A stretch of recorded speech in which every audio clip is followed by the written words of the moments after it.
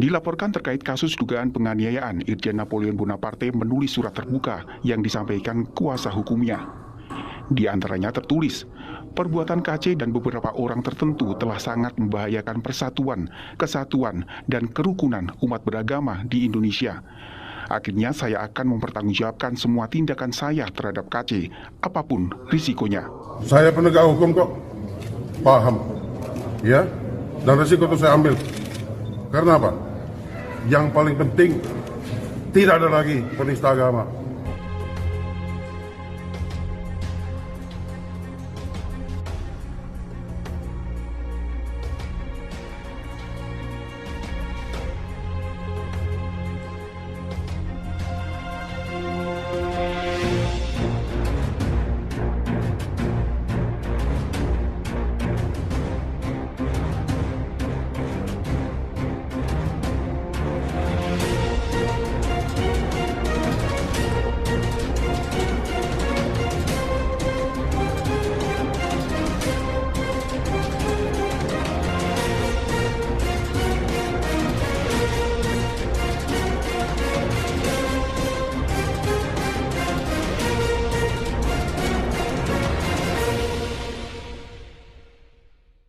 Ya, itu kan sudah melalui pertimbangan hakim yang tadi sudah kita dengar. Hakim memutuskan begitu dan sebagainya. Ya. Dan saya juga tahu bahwa sadar, paham bahwa tindakan itu telah terjadi dan saya lakukan seperti apa yang disampaikan dengan niat sengaja. Yang disampaikan hakim tadi benar. Niat itu karena dipicu adanya provokasi oleh si penista agama KC. Saya nggak ada masalah. Saya penegak hukum kok, paham, ya, dan risiko itu saya ambil. Karena apa? Yang paling penting, tidak ada lagi penista agama yang melakukan aksinya di hari ke depan. Tidak ada lagi, berhenti dan terbukti. Apa yang saya lakukan tahun lalu ada dampaknya. Tidak ada lagi yang muncul. Tidak ada lagi. Harusnya begitu. Harusnya pemerintah yang turun, bukan saya. Oke? Ya, dan saya terima kasih kepada dukungan semua pihak, rekan-rekan, teman-teman yang menyatakan dukungannya,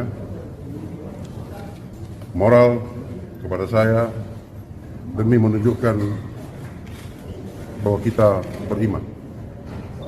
Yang lain lagi? Pahamlah bahwa itu semua cuma hanya merusak persatuan kesatuan umat. Tidak ada yang mau. Kalau memang betul kita Pancasilais dan pengen persatuan berdiri di dalam kehidupan bernegara, tidak ada lagi yang berani melakukan pelecehan begitu. Tidak harus menunggu Napoleon baru yang melakukan tindakan-tindakan seperti ini kepada penista agama. Harusnya semua pihak yang bertanggung jawab, yang punya tupoksi, bertindak, mencegah, jangan ngomong tok. Allahu Akbar. Allahu Akbar. Itu, ya. Dan saya cuma contoh. Saya pengen lihat ada reaksi nggak setelah itu. Saya tidak punya maksud apapun lain kecuali pembelaan akidah saya.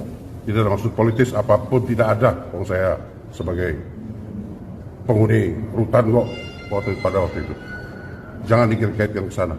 Dan saya berpikir juga, mungkin ini semua adalah cara Tuhan Allah membantu, mendukung, membukakan, menyelamatkan saya dari kekufuran yang akhir-akhir ini terjadi. Ya, saya dimasukkan di tempat ini. Nampaknya Allah sedang menyelamatkan saya, menyelamatkan dari kekufuran yang sekarang kita jadi tontonan kita bersama. Ya, ya, begitu. Semangat terus. Ya, jeruji besi tidak akan menghancurkan mental saya, apalagi fisik saya. Saya tetap tegak. Begitu. Allah tidak akan menukar kebenaran. Soal kasus polisi sekarang bagaimana Pak? Kufuran yang mana? Iya. Publik, masyarakat yang bertanya lebih tahu daripada saya. Spesifik. Allah. Dan biasa aja Pak. Udah pada tahu. Kita kan sama-sama lihat berita. Iya, udahlah. ini. Dan saya selamat tuh dari itu semua. Alhamdulillah. Alhamdulillah ya Allah. Alhamdulillah tidak terlibat dalam begitu. Hal-hal kotor dan kufur. Ya, terima kasih. Buat orang-orang yang munafik, kapal selam dan cemen, ini hasil kerjamu ya. Puas. Terdakwa Irjen Pol Napoleon Bonaparte menyampaikan pesan tajam kepada orang yang berani melecehkan agama.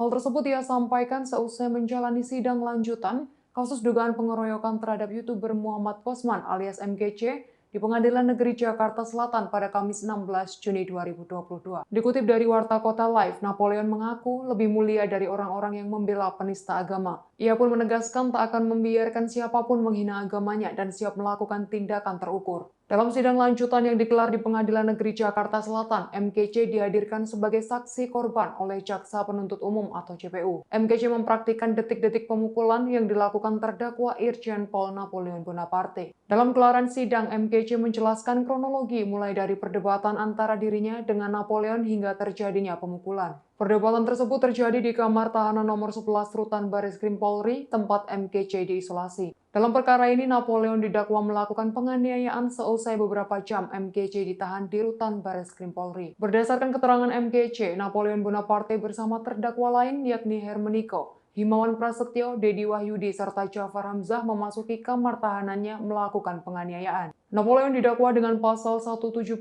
ayat 2 ke 1, pasal 170 ayat 1 KUHP, dan dakwaan subsidiar pasal 351 ayat 1, Cangto pasal 55 ayat 1 KUHP.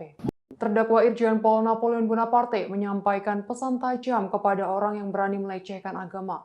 Hal tersebut ia sampaikan seusai menjalani sidang lanjutan kasus dugaan pengeroyokan terhadap YouTuber Muhammad Kosman alias MGC di Pengadilan Negeri Jakarta Selatan pada Kamis 16 Juni 2022. Dikutip dari Warta Kota Live, Napoleon mengaku lebih mulia dari orang-orang yang membela penista agama. Ia pun menegaskan tak akan membiarkan siapapun menghina agamanya dan siap melakukan tindakan terukur. Dalam sidang lanjutan yang digelar di Pengadilan Negeri Jakarta Selatan, MGC dihadirkan sebagai saksi korban oleh Jaksa Penuntut Umum atau JPU. MGC mempraktikkan detik-detik pemukulan yang dilakukan terdakwa Irjen Pol Napoleon Bonaparte. Dalam gelaran sidang, MGC menjelaskan kronologi mulai dari perdebatan antara dirinya dengan Napoleon hingga terjadinya pemukulan. Perdebatan tersebut terjadi di kamar tahanan nomor 11 Rutan Bareskrim Polri, tempat MGC diisolasi. Dalam perkara ini, Napoleon didakwa melakukan penganiayaan seusai beberapa jam MGC ditahan di Rutan Bareskrim Polri. Berdasarkan keterangan MGC, Napoleon Bonaparte bersama terdakwa lain yakni Hermeniko, Himawan Prasetyo, Dedi Wahyudi, serta Jafar Hamzah memasuki kamar tahanannya melakukan penganiayaan.